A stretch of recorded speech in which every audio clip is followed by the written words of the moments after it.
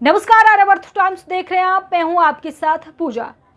बिहार की राजधानी पटना में नोट्रेडम एकेडमी की छात्राओं ने पश्चिम बंगाल में एक महिला डॉक्टर के साथ हुई रेप और हत्या की घटना के विरोध में मानव श्रृंखला बनाई और जमकर सड़कों पर उतरकर विरोध प्रदर्शन किया।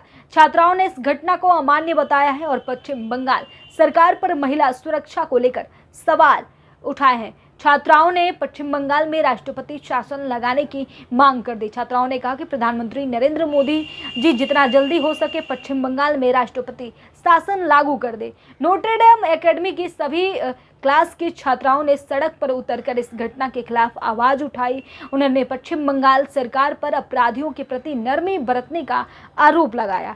छात्राओं का मानना है कि पश्चिम बंगाल सरकार महिलाओं की सुरक्षा करने में असफल है। विरोध प्रदर्शन के दौरान एक छात्रा ने कहा कि जिन लोगों ने इस तरह की घटना को अंजाम दिया है, पश्चिम बंगाल की सरकार उनको छोड़ना नहीं चाहिए। और उसने आगे कहा कि दूसरे देशों में इस तरह की घटनाओं के लिए कठोर सजा का प्रावधान है, लेकिन पश्चिम बंगाल में सरकार अपराधियों के प्रति नरमी क्यों दिखा रही है।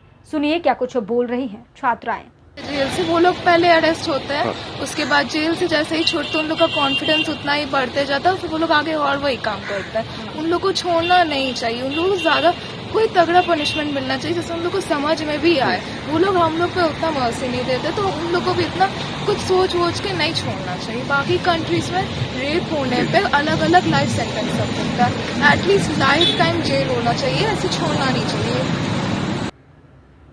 तो आपने सुना छात्राओं को क्या कुछ बता रही हैं। पटना की सड़कों पर लगातार डॉक्टर से लेकर और एकेडमी की और आम छात्राओं और समस्त पार्टी के लोग द्वारा जो है पश्चिम बंगाल में लेडी डॉक्टर की हत्या के विरोध में प्रदर्शन जारी है। और इसको लेकर आज नोट्रेडम एकेडमी की छात्राएं सड़कों पर उतरी। उन्होंने पश्चिम बंगाल में राष्ट्रपति शासन लगाने की मांग कर दी। उन्होंने दिल्ली के निर्भया कांड का जिक्र करते हुए कहा कि दिल्ली की निर्भया कांड जिस तरीके से हुआ उससे भी कम से कम दर्दनाक हादसा हुआ, दोषियों को फांसी भी हुआ, लेकिन रेपिस्ट समझ नहीं पाता है कि क्या होगा। और वो रेपिस्ट समझ रहा है कि हमारे साथ क्या होने वाला है, क्योंकि हमारे भारत में रेप जैसी संगीन मामले में कोई कठोर से कठोर सजा इस मामले में नहीं बनाया गया है और इसीलिए इस तरह से घटनाएं हो रही है। ऐसा नहीं होना चाहिए, क्योंकि रेपिस्ट को पता है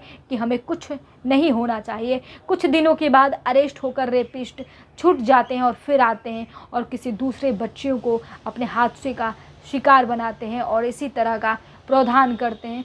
तो ये सरासर अमान्य व्यवहार है हम बच्चियों के साथ, महिलाओं के साथ, और महिला लेडी डॉक्टर को न्याय मिलना चाहिए। तमाम बातें पटना की सड़कों पर उतरकर पटना की छात्राओं का कहना है।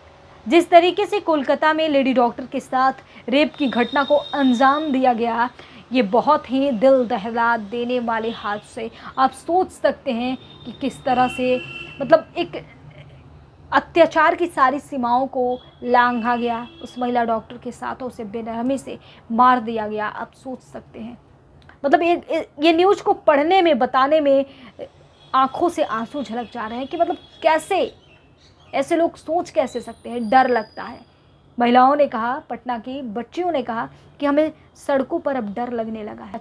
अपने ही देश में हम खुद को असुरक्षित महसूस कर रहे हैं। ये तमाम बातें पटना की छात्राओं ने कहा है। फिलहाल आप सभी का क्या राय है हमें कमेंट बॉक्स में ज़रूर बताइएगा। देखते रहिए आर्यावर्त टाइम्स। धन्यवाद।